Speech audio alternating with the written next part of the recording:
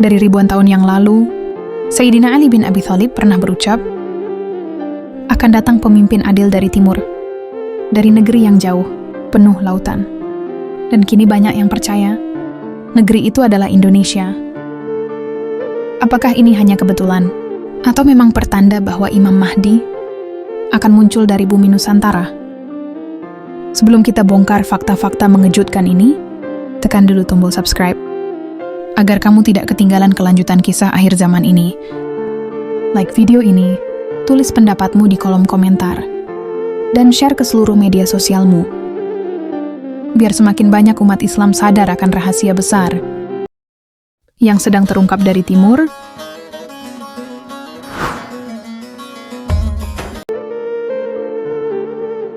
Dunia kini berada di persimpangan yang menakutkan. Bencana datang silih berganti. Peperangan tak lagi mengenal batas, dan manusia seolah kehilangan arah. Dari Timur Tengah hingga Amerika, dari langit Ukraina hingga lautan Pasifik, semuanya bergetar di bawah ketegangan global yang tak kunjung reda. Perubahan iklim ekstrim, gempa besar yang datang tanpa diduga, serta wabah penyakit yang muncul satu demi satu, seakan menjadi tanda bahwa dunia sedang menua. Alam semesta berbisik dalam diam, menandakan sesuatu yang besar akan terjadi. Dalam berbagai hadis Nabi Shallallahu Alaihi Wasallam disebutkan bahwa akan datang masa di mana manusia lebih mencintai dunia daripada akhirat. Kebohongan dianggap kebenaran, dan kebenaran dianggap kebohongan.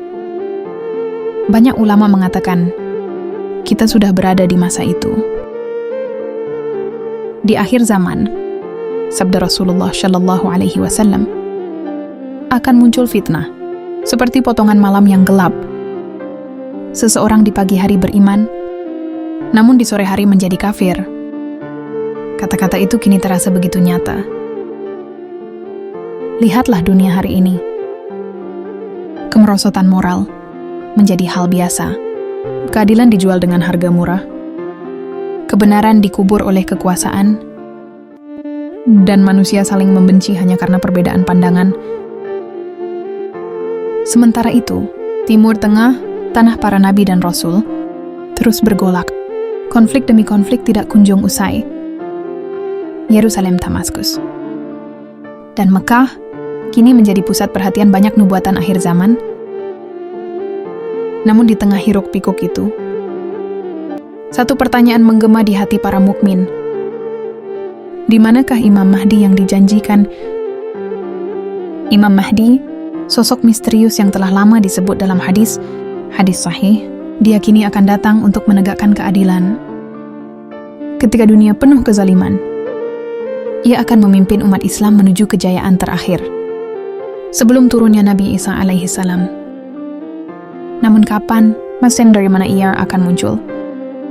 Inilah misteri yang selama berabad-abad membuat para ulama, ahli tafsir, dan peneliti Islam mencoba menafsirkan petunjuk-petunjuk yang tersisa. Beberapa hadis menyebutkan bahwa Imam Mahdi adalah keturunan Rasulullah Shallallahu Alaihi Wasallam. Melalui jalur Sayyidina Hasan bin Ali, ia akan muncul dari timur, membawa bendera hitam dan menyuruh umat kepada kebenaran. Namun timur itu di mana? Apakah timur yang dimaksud adalah Khurasan, wilayah Persia lama, ataukah lebih jauh lagi, hingga ke timur jauh tempat terbitnya matahari? Dunia kini mulai melirik ke arah yang selama ini dilupakan. Negeri yang hijau, penuh lautan, dan dihuni umat Islam terbanyak di muka bumi Indonesia. Apakah mungkin dari tanah yang jauh ini akan muncul cahaya yang dijanjikan itu? Tanda-tanda zaman terus berputar. Satu persatu, nubuat menjadi kenyataan. Maka tak heran, banyak yang mulai menggali kembali ucapan para sahabat Nabi, khususnya ramalan yang dinisbahkan kepada Sayyidina Ali bin Abi Thalib. Ucapan itu menyebut tentang seorang pemimpin adil dari timur, yang akan menegakkan kembali panji Islam. Dan dari sinilah bab selanjutnya dimulai.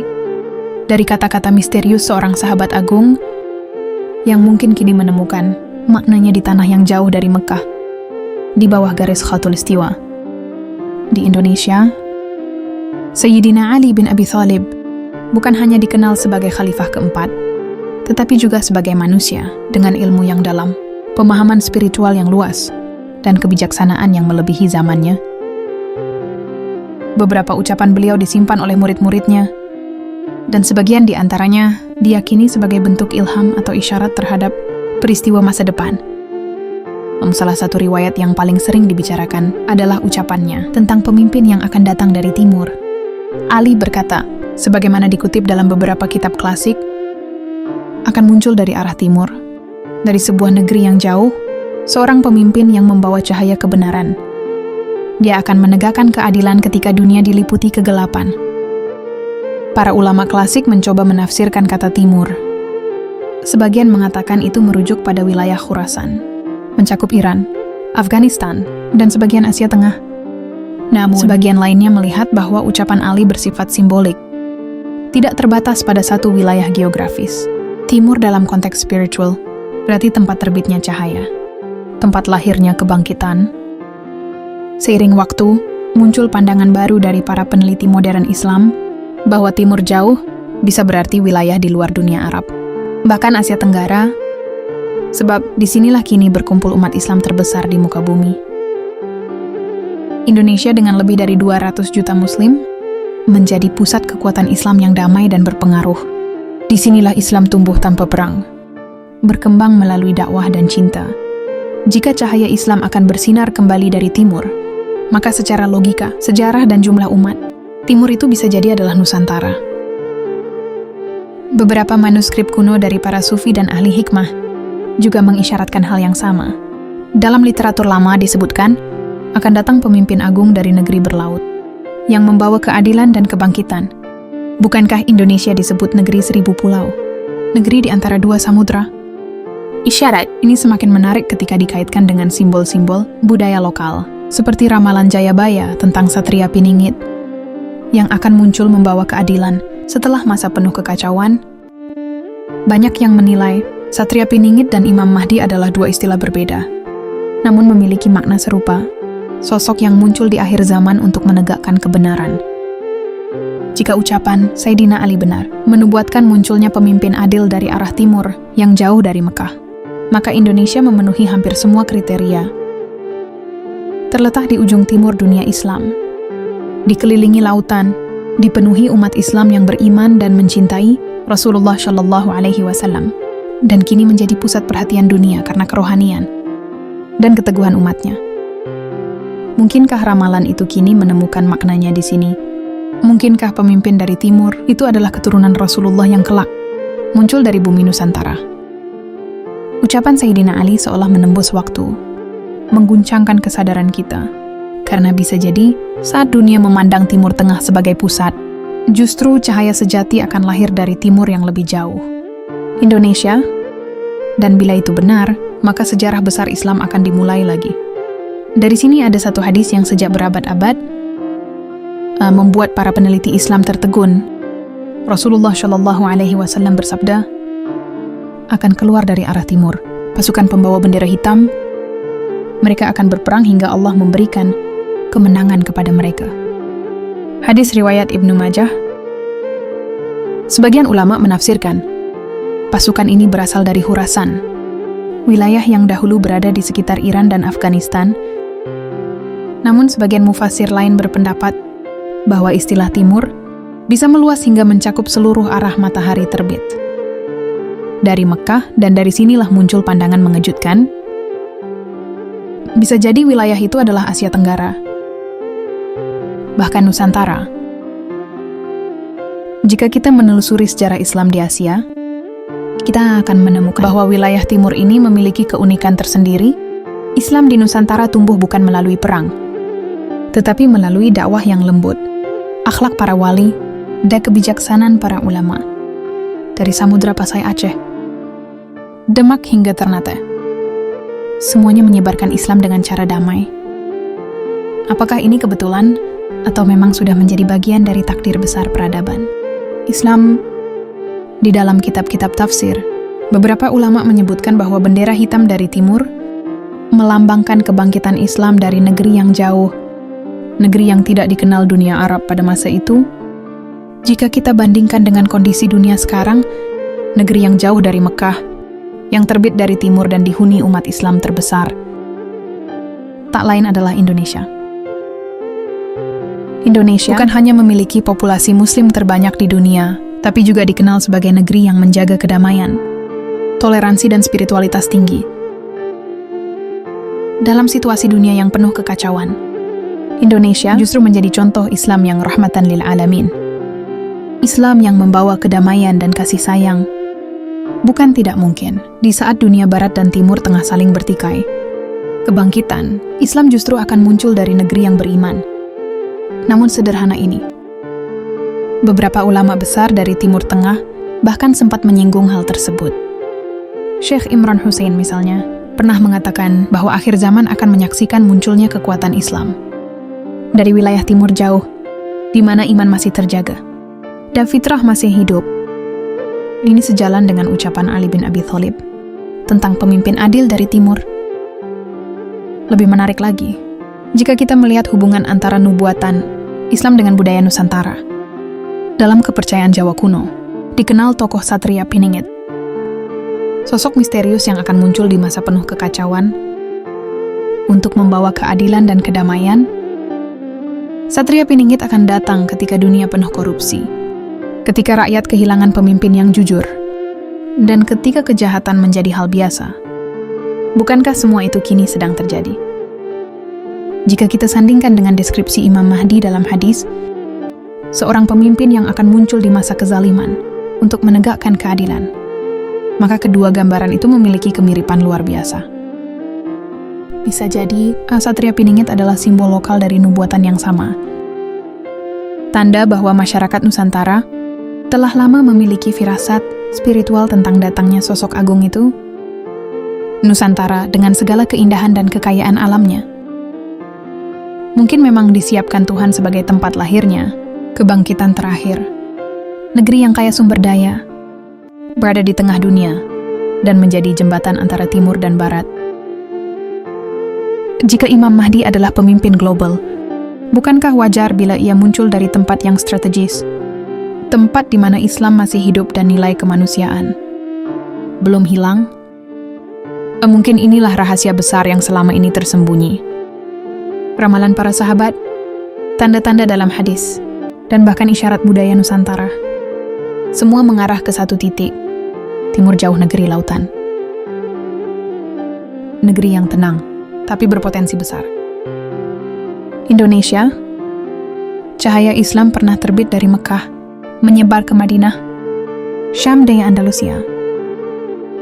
Mungkin kini cahaya itu akan kembali bersinar dari timur, dari negeri yang namanya sudah disebut dalam rahasia langit sejak berabad-abad lalu. Nusantara, jika kita menelusuri berbagai manuskrip kuno, baik dari Islam maupun budaya lokal, ada pola menarik yang muncul. Hampir semuanya menggambarkan kebangkitan besar dari wilayah berair, jauh dari tanah Arab dan dikelilingi lautan. Dalam salah satu naskah tafsir kuno yang dikaitkan dengan murid-murid Sayyidina Ali, disebutkan akan muncul seorang pemimpin dari negeri yang jauh, di bawah terbitnya matahari, negeri yang banyak airnya dan dihuni oleh manusia yang sabar. Deskripsi ini sangat spesifik.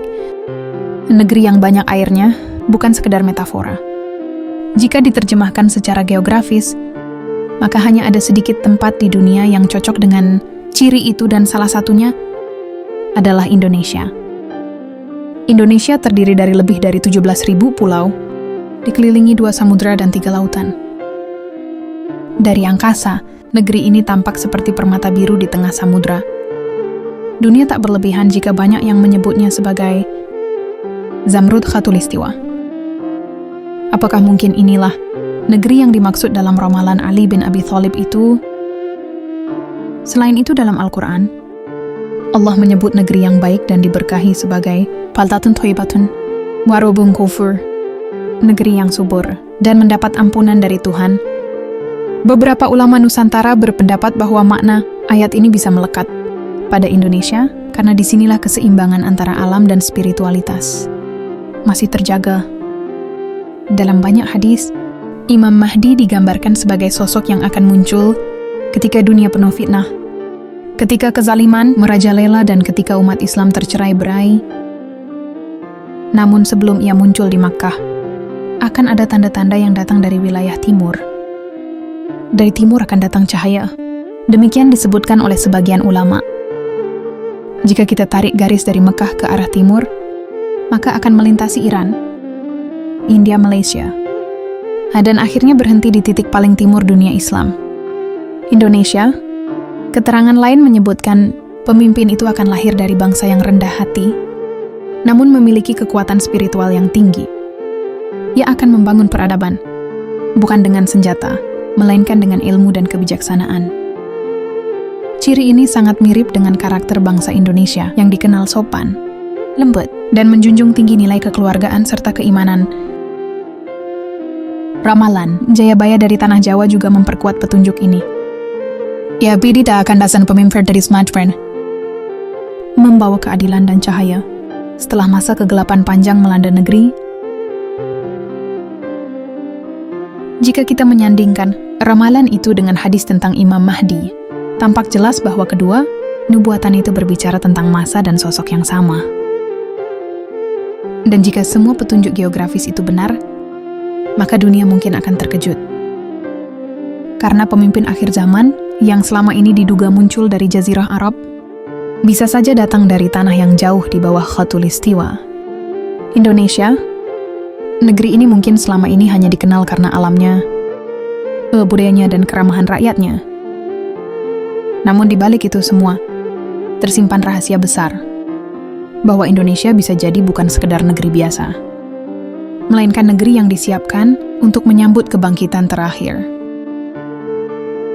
Maka tak berlebihan jika kita bertanya, apakah Indonesia hanyalah negeri biasa? Ataukah tanah suci kedua yang disiapkan Allah untuk mengawali kembalinya cahaya Islam ke seluruh dunia? Dan jika benar, maka ucapan Ali bin Abi Thalib itu yang berabad-abad lalu kini menemukan maknanya. Dari timur akan datang seorang pemimpin yang membawa cahaya kebenaran. Mungkin cahaya itu sudah mulai menyinari langit Nusantara. Kita hanya perlu membuka mata untuk melihatnya. Selama berabad-abad, Franjumanan peneliti Islam berusaha menafsirkan misteri terbesar dalam sejarah akhir zaman. Dari mana Imam Mahdi akan muncul? Setiap abad, muncul tokoh-tokoh yang mencoba menyingkap rahasia itu dengan ilmu, tafsir dan perenungan spiritual yang dalam. Dan menariknya, banyak dari mereka sepakat bahwa arah kemunculannya adalah dari timur, wilayah tempat matahari terbit. Dalam kitab Al-Fitan, karya Nuaim bin Hamid, disebutkan bahwa akan muncul kekuatan dari timur yang membawa panji-panji hitam. Mereka menegaskan kebenaran, dan tidak ada kekuatan dunia yang mampu menghentikan mereka. Sebagian menafsirkan ini sebagai pasukan Khurasan, namun sebagian lain mengaitkannya dengan bangsa timur jauh yang beriman. Syekh Imran Hussein, seorang ulama kontemporer yang dikenal dengan pemahaman mendalam tentang akhir zaman, berulang kali menyinggung tentang kebangkitan spiritual dari wilayah timur jauh. Ia berkata dalam salah satu ceramahnya, ketika dunia Islam terbelah, ketika Arab tidak lagi menjadi pelindung iman, maka Allah akan menumbuhkan kekuatan baru dari timur yang jauh, tempat iman masih murni dan fitrah manusia belum rusak oleh dunia. Kata-kata itu menggetarkan banyak hati. Timur yang jauh, negeri di mana Islam tidak datang dengan perang, melainkan dengan cinta, tak lain adalah Nusantara. Dan Indonesia adalah jantungnya. Di sisi lain, Syekh Hamzah Yusuf, ulama ternama dari Amerika, juga pernah berkata dalam satu kesempatan bahwa masa depan Islam mungkin tidak lagi di Timur Tengah, tetapi di tempat yang lebih damai, di mana Islam masih terjaga tanpa fanatisme.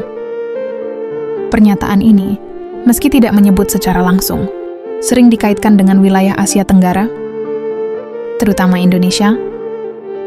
Seorang peneliti Muslim dari Turki, Profesor Dr. Harun Yahya, juga menulis dalam bukunya Akhir Zaman dan Kembalinya Khilafah Islamiyah, bahwa munculnya Imam Mahdi akan disertai dengan kebangkitan umat Islam di wilayah timur. Ia menggambarkan kawasan ini sebagai negeri yang dikelilingi laut, berpenduduk besar dan berperadaban tinggi. Deskripsi itu, sekali lagi, sangat sesuai dengan ciri-ciri Indonesia. Selain pandangan dari luar negeri, banyak ulama Nusantara juga menyampaikan hal senada.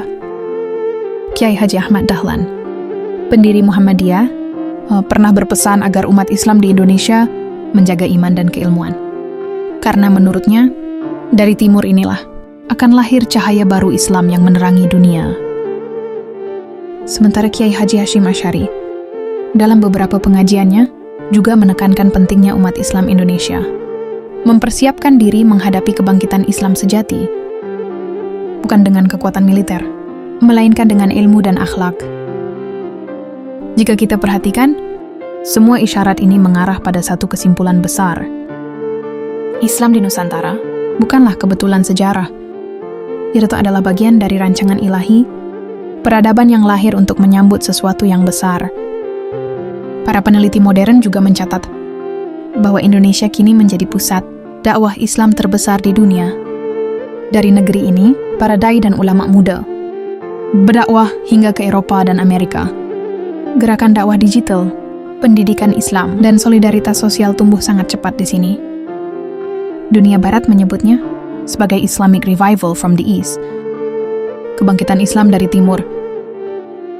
Dan jika kebangkitan itu terus menumbuh, maka bisa jadi dari rahim bangsa inilah akan lahir sosok pemimpin yang selama ini ditunggu. Sosok yang akan membawa dunia menuju keadilan dan cahaya. Sosok yang diramalkan oleh Sayyidina Ali bin Abi Thalib, pemimpin dari timur yang tidak hanya menegakkan hukum Allah, tetapi juga mempersatukan manusia di bawah panji keadilan. Ulama-ulama besar mungkin tidak menyebut namanya, tapi isyarat mereka sangat jelas. Ketika dunia menatap ke barat mencari pemimpin, justru dari timur, dari negeri yang jauh dari hiruk-pikuk perang dan perebutan kekuasaan, akan muncul seorang yang sederhana, berilmu dan dicintai rakyatnya. Dan bila waktu itu tiba, mungkin dunia akan sadar, kebenaran tidak selalu muncul dari tempat yang kita duga. Mungkin Imam Mahdi yang dijanjikan tidak akan muncul dari Arab yang penuh fitnah, tapi dari negeri yang masih bersih imannya, Indonesia. Untuk memahami mengapa banyak isyarat, nubuatan menunjuk ke arah Nusantara, kita perlu menyelami lebih dalam sejarah spiritual bangsa ini. Sebelum Islam datang, Nusantara sudah dikenal sebagai negeri para pencari kebenaran. Leluhur bangsa ini dikenal sebagai kaum bijak. Mereka beribadah, bertapa dan menuntut ilmu hakikat. Jauh sebelum wahyu Islam tiba di tanah mereka, dalam naskah-naskah kuno Jawa dan Melayu, sering disebutkan istilah Ratu Adil atau Satria Piningit, sosok misterius yang akan datang membawa keadilan setelah masa penuh penderitaan. Ia digambarkan sebagai pemimpin berjiwa suci, bukan bangsawan, tapi dipilih oleh langit. Deskripsi ini sangat mirip dengan ciri-ciri Imam Mahdi yang disebut dalam hadis Nabi Shallallahu Alaihi Wasallam. Suku-suku tua di Nusantara, seperti Bugis, Minang dan Jawa percaya bahwa pemimpin sejati bukan hanya memiliki kekuasaan, tapi juga kekuatan batin dan hubungan dengan Tuhan. Mereka menyebutnya manusia waskita, manusia yang diberi penglihatan batin. Konsep ini sejalan dengan sifat Imam Mahdi yang disebut memiliki hikmah ilahiyah dan petunjuk dari Allah langsung. Jejak leluhur ini ternyata juga beririsan dengan sejarah penyebaran Islam di Nusantara. Para wali penyebar Islam, seperti Wali Songo, bukan sekedar ulama fiqih, tapi juga ahli hikmah dan ma'rifat. Mereka menggabungkan ilmu syariat dengan kearifan lokal, sehingga Islam diterima dengan damai. Kebijaksanaan mereka seolah menyiapkan fondasi bagi peradaban yang lebih tinggi. Peradaban akhir zaman yang berlandaskan ilmu dan rahmat, bukan kekerasan. Sunan Kalijaga misalnya, sering disebut memiliki firasat akan datangnya masa cahaya dari timur. Sebuah era di mana Islam di Nusantara akan bersinar menerangi dunia. Ucapan ini jika ditafsirkan secara rohaniah, bisa berarti tanda-tanda kebangkitan Islam besar dari wilayah ini. Sementara itu, dalam kepercayaan masyarakat Sunda Wiwitan dan Jawa kuno, dikenal pula istilah zaman kalabendu, masa rusaknya moral manusia sebelum datangnya pemimpin sejati. Ini, kita bisa melihat dunia memang sedang berada di masa kala bendu itu fitnah di mana-mana. Manusia kehilangan arah dan spiritualitas, semakin pudar. Apakah ini pertanda bahwa masa sang pemimpin sejati itu sudah dekat? Menariknya dalam tradisi para sufi, sering disebut bahwa setiap bangsa memiliki kutub, nada wali kutub, penjaga spiritual bumi dari wilayah tersebut. Banyak mursyid tarekat besar percaya, di wilayah timur kini sedang dipersiapkan seorang wali besar yang kelak akan menjadi bagian dari gerakan Imam Mahdi. Apakah mungkin wali itu lahir di Nusantara negeri yang dikenal subur, damai dan penuh orang-orang saleh yang berzikir kepada Allah? Kita mungkin tidak tahu pasti, tapi ada satu hal yang bisa kita lihat. Bangsa Indonesia memiliki keseimbangan unik antara keilmuan, spiritualitas, dan kelembutan hati. Inilah kombinasi yang dibutuhkan oleh seorang pemimpin akhir zaman. Seorang yang tidak hanya kuat secara lahir, tapi juga bersih secara batin. Jika benar, maka para leluhur Nusantara selama ini bukan hanya menunggu, tetapi menyiapkan bangsa ini agar siap menerima takdir besar itu. Bahwa dari negeri yang dianggap jauh dan sederhana, akan lahir pemimpin yang mengguncangkan dunia dengan cahaya kebenaran. Bukan dengan pedang, tapi dengan ilmu. Bukan dengan darah, tapi dengan iman. Dan mungkin semua ajaran kebijaksanaan leluhur ini dari mantra, filsafat hingga spiritualitas Jawa dan Islam hanyalah kepingan dari satu rahasia besar. Persiapan ilahi bagi datangnya sang imam dari timur. Banyak orang berpikir ramalan dan simbol hanyalah mitos kuno. Tapi sejarah seringkali menyembunyikan kebenaran besar di balik bahasa simbolik yang hanya bisa dipahami oleh mereka yang berpikir dengan hati. Dan di Nusantara, negeri seribu budaya, simbol-simbol itu tersebar di mana-mana, seolah menjadi pesan rahasia dari masa lalu. Pesan yang menanti untuk diungkap di masa kini. Mari kita lihat ke jantung budaya Nusantara. Dalam ramalan Jayabaya yang terkenal, disebutkan akan datang Ratu Adil. Satria Piningat dari timur membawa cahaya kebenaran setelah dunia diliputi kegelapan. Ramalan ini sudah berusia ratusan tahun, namun maknanya terasa begitu relevan dengan zaman kita. Dunia kini memang berada dalam kegelapan moral, politik dan spiritual. Dan Jayabaya tidak menyebut timur sebagai arah semata, melainkan simbol dari tempat terbitnya cahaya. Jika ditafsirkan dengan pandangan spiritual Islam, cahaya dari timur tak lain adalah isyarat munculnya sosok pembawa kebenaran. Sosok yang dalam hadis disebut sebagai Imam Mahdi. Lebih menarik lagi, dalam filosofi Jawa, Satria Piningit digambarkan sebagai orang yang sederhana, hidup tersembunyi, namun memiliki ilmu tinggi dan hati suci. Ia bukan dari kalangan bangsawan, namun dipilih oleh langit untuk menjadi pemimpin dunia. Bukankah itu sangat mirip dengan deskripsi Imam Mahdi dalam hadis Rasulullah Shallallahu Alaihi Wasallam? Namanya seperti namaku, dan nama ayahnya seperti nama ayahku. Sabda Nabi, ia akan memenuhi bumi dengan keadilan, sebagaimana bumi telah dipenuhi dengan kezaliman. Sementara itu, lambang-lambang nasional Indonesia juga mengandung makna spiritual yang menarik. Jika dilihat dari perspektif simbolik, burung Garuda misalnya, bukan hanya simbol kekuatan, tapi juga representasi kebangkitan dari timur.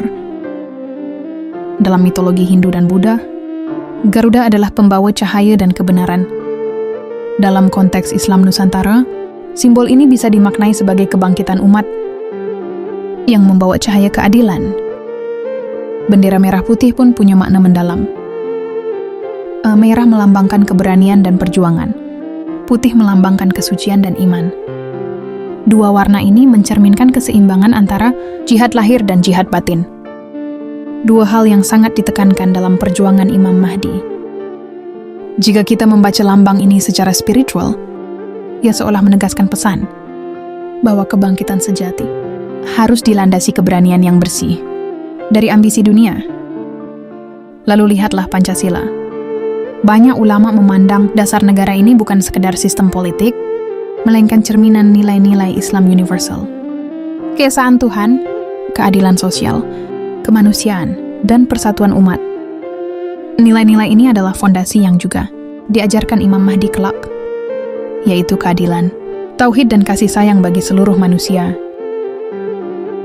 Beberapa peneliti spiritual percaya bahwa para leluhur Nusantara telah menyimpan nilai-nilai kebenaran universal dalam budaya dan lambang-lambang ini. Mereka tidak menulisnya dalam kitab wahyu, tapi menanamkannya dalam filsafat hidup, simbol dan tradisi. Dan kini ketika dunia mulai kehilangan arah, simbol-simbol itu seolah berbicara kembali, mengingatkan bahwa dari negeri ini, dari timur, akan muncul pemimpin yang membawa keseimbangan antara iman dan peradaban. Tak hanya itu, dalam sastra lama Jawa, seperti Serat Kalatida karya Rangga Warsita, disebutkan bahwa pada masa zaman Edan, orang benar akan tersingkir dan kebatilan diagungkan. Namun kemudian akan datang zaman terang, saat kebenaran kembali ditegakkan oleh pemimpin pilihan langit. Bukankah itu sangat sejalan dengan tanda-tanda akhir zaman? Dalam hadis Rasulullah Shallallahu Alaihi Wasallam, jika semua simbol ini dikaitkan dengan ucapan Sayyidina Ali bin Abi Thalib bahwa akan datang pemimpin adil dari timur, dari negeri yang jauh, penuh lautan, maka tidak berlebihan jika kita menduga semua ini bukan kebetulan. Cayapaya Rangga Warsita. Hingga para wali sholat telah mendengar gema dari masa depan yang sama, datangnya pemimpin besar dari timur. Mungkin semua lambang ini adalah kode sejarah, dan mungkin kode itu kini mulai terbuka, menunjukkan bahwa kebangkitan yang dinubuatkan bukan lagi sekedar cerita masa depan, melainkan kenyataan yang sedang tumbuh dari tanah tempat kita berpijak, yaitu Indonesia. Kini dunia menyaksikan perubahan yang tak terduga. Di saat Timur Tengah masih bergolak dengan perang dan perpecahan, sebuah negeri di timur jauh justru berdiri tenang, penuh kedamaian, dengan jutaan umat Islam yang beribadah dalam harmoni. Negeri itu adalah Indonesia. Negeri dengan jumlah muslim terbesar di dunia. Fenomena ini tidak bisa dipandang remeh, karena dalam sejarah panjang Islam, kebangkitan besar selalu muncul dari tempat-tempat yang dulu tidak diperhitungkan. Dulu Islam bangkit dari padang pasir Arab, wilayah yang gersang dan terbelakang. Kini banyak ulama percaya kebangkitan terakhir akan muncul dari wilayah yang subur dan berlimpah air Nusantara. Indonesia kini menjadi magnet spiritual dunia Islam. Gerakan dakwahnya berkembang pesat, pesantren modern bermunculan di mana-mana, dan para ulama muda berdakwah hingga ke benua lain. Bahkan banyak cendekiawan barat yang mulai meneliti Islam Indonesia, karena dianggap sebagai model Islam yang damai dan inklusif. Mereka menyebutnya The Smiling Islam, Islam yang tersenyum. Tapi di balik senyum itu, ada getaran spiritual yang lebih dalam, gelombang kebangkitan. Generasi muda mulai kembali mencintai Al-Quran, majelis zikir dan kajian penuh di mana-mana. Orang-orang kembali berdoa, memperbaiki diri, dan membangun ekonomi syariah. Semua ini bukan kebetulan. Ini seperti proses penyucian jiwa bangsa sebelum datangnya masa besar. Dalam banyak hadis disebutkan bahwa Imam Mahdi akan muncul ketika dunia sudah lelah dengan kezaliman, ketika manusia haus akan keadilan, dan Indonesia kini sedang berada di titik itu. Krisis moral, politik kotor, dan kesenjangan sosial. Namun di tengah kegelapan itu muncul semangat baru, semangat hijrah, semangat kembali kepada Allah. Seolah bangsa ini sedang dipersiapkan untuk menyambut sesuatu yang besar. Beberapa ulama bahkan menyebut fenomena ini sebagai gelombang hijrah global yang berpusat di Asia Tenggara. Mereka yakin gerakan Islam damai dari Indonesia akan menjadi benih peradaban Islam, baru bukan yang didirikan dengan pedang, tapi dengan ilmu dan kasih sayang. Dan dari sinilah cahaya akan menyebar ke seluruh dunia. Syekh Imron Hussein pernah berkata dalam salah satu kuliahnya, kebangkitan Islam tidak akan datang dari tempat yang penuh perang, tapi dari tempat yang penuh kedamaian. Dari timur akan datang cahaya, membawa harapan bagi dunia. Dan bukankah Indonesia dikenal sebagai negeri penuh kedamaian, negeri yang diapit dua samudra, yang di dalamnya hidup ratusan suku dalam persaudaraan, negeri yang setiap hari mengumandangkan azan dari ribuan masjid, suara takbir yang bergema dari Sabang sampai Merauke, seolah menandakan kesiapan spiritual bangsa ini. Jika Imam Mahdi benar-benar akan muncul dari timur, maka Indonesia punya semua ciri yang disebutkan. Negeri yang banyak airnya, negeri yang subur dan damai, negeri yang umatnya paling banyak beriman, negeri yang belum tercemar fitnah besar seperti di Arab. Mungkin inilah alasan mengapa banyak orang mulai meyakini bahwa Indonesia adalah tanah harapan, tempat di mana gelombang akhir kebangkitan Islam akan dimulai. Kebangkitan itu tidak akan datang dengan kekerasan, melainkan dengan dakwah, ilmu dan akhlak. Dari tangan-tangan anak muda yang berzikir, dari doa para ibu di sepertiga malam, dan dari keikhlasan para ulama yang terus mengajarkan tauhid. Dan ketika dunia nanti lelah mencari pemimpin sejati, mereka akan menoleh ke timur, ke negeri yang pernah dianggap kecil dan jauh, dan menemukan cahaya yang dijanjikan. Cahaya yang akan menuntun manusia kembali pada kebenaran. Sebagaimana sabda Nabi Shallallahu Alaihi Wasallam, dari timur akan muncul cahaya, dan tidak ada yang mampu memadamkannya. Mungkin cahaya itu adalah cahaya Islam dari Nusantara. Sejarah selalu meninggalkan jejak. Dan tanda-tanda kemunculan Imam Mahdi bukan sekedar mitos, melainkan bagian dari skenario ilahi yang perlahan terungkap di hadapan mata manusia. Dalam banyak riwayat, Rasulullah Shallallahu Alaihi Wasallam menggambarkan bahwa Imam Mahdi akan muncul di masa ketika dunia penuh fitnah, kezaliman dan peperangan. Beliau bersabda, dunia akan dipenuhi kezaliman dan permusuhan. Maka Allah akan mengutus seorang dari keturunanku yang akan memenuhi bumi dengan keadilan, sebagaimana sebelumnya dipenuhi dengan kezaliman. Diriwayatkan Abu Daud. Kini coba kita lihat dunia modern. Perang terus terjadi di mana-mana. Timur Tengah berkecamuk. Palestina menjerit. Nilai-nilai moral hancur di bawah hegemon teknologi dan materialisme. Dunia seakan menunggu figur penyelamat. Seseorang yang tidak sekedar pemimpin politik, tapi juga pembimbing spiritual. Dan di tengah kegelapan ini, tanda-tanda yang disebutkan para ulama mulai terlihat satu persatu. Pertama, pergesiran kekuasaan dunia ke timur. Jika dahulu pusat kekuatan dunia berada di barat Amerika, Eropa kini ekonomi dan teknologi mulai beralih ke Asia, Cina, India, bahkan Indonesia mulai menjadi pemain penting. Para ulama menafsirkan, inilah isyarat kebangkitan timur. Sebagaimana sabda Rasulullah Shallallahu Alaihi Wasallam, dari arah timur akan muncul bendera hitam. Mereka akan menolong Al-Mahdi. Diriwayatkan Ibnu Majah, bendera hitam di sini bukan berarti kekerasan, tetapi simbol perjuangan menegakkan kebenaran di tengah kezaliman dunia. Dan para ulama tasawuf memaknai bendera dari timur sebagai simbol munculnya kekuatan spiritual dari negeri timur jauh. Negeri yang damai, namun berjiwa tegas menegakkan tauhid. Kedua, fitnah akhir zaman yang melanda umat. Rasulullah Shallallahu Alaihi Wasallam telah memperingatkan bahwa di akhir zaman orang berilmu akan dibenci, kebatilan dianggap benar, dan agama dijadikan permainan. Kini semua itu terjadi di depan mata. Kebenaran dikaburkan oleh media, ulama dibungkam, dan maksiat dianggap hiburan. Namun di tengah badai fitnah itu, ada kelompok kecil yang tetap bertahan.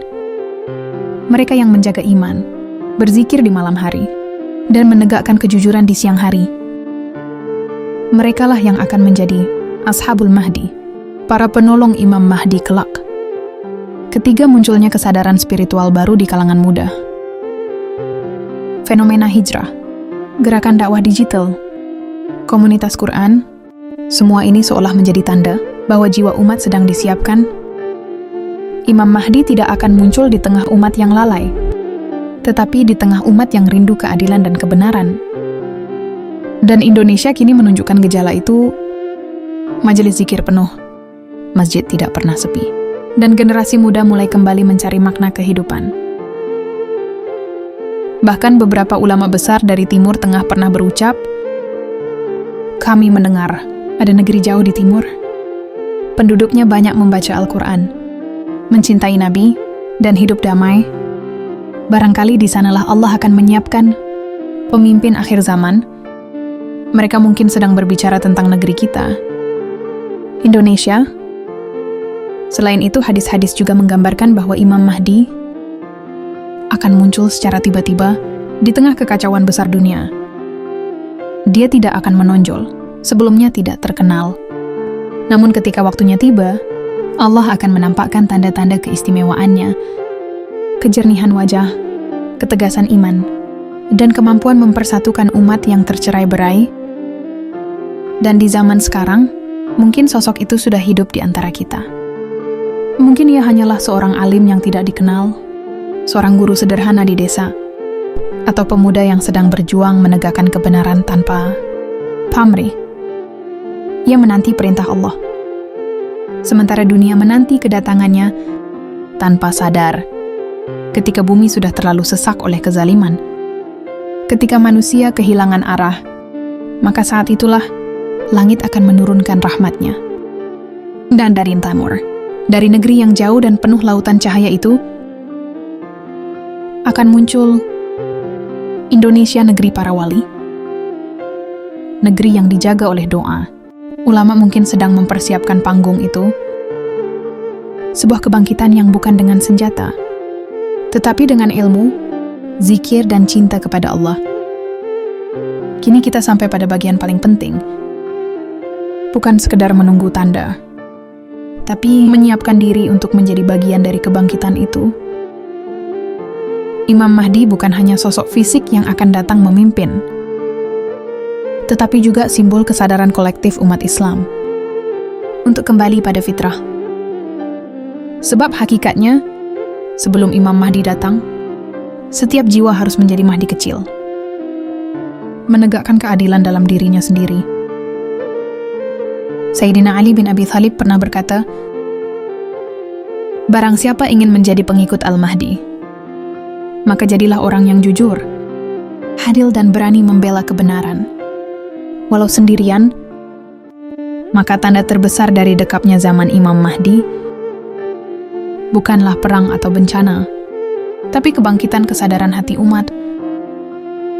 Ketika manusia mulai rindu pada Al-Quran, ketika masjid kembali ramai, ketika umat mulai menolak kezaliman dengan sabar dan doa, saat itulah bumi siap menyambut pemimpin akhir zaman. Indonesia dengan segala keragamannya memiliki peran besar.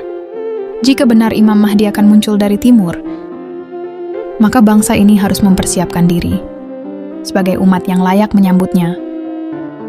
Umat yang kuat dalam iman, bersatu dalam ukhuwah, dan berilmu dalam dakwah.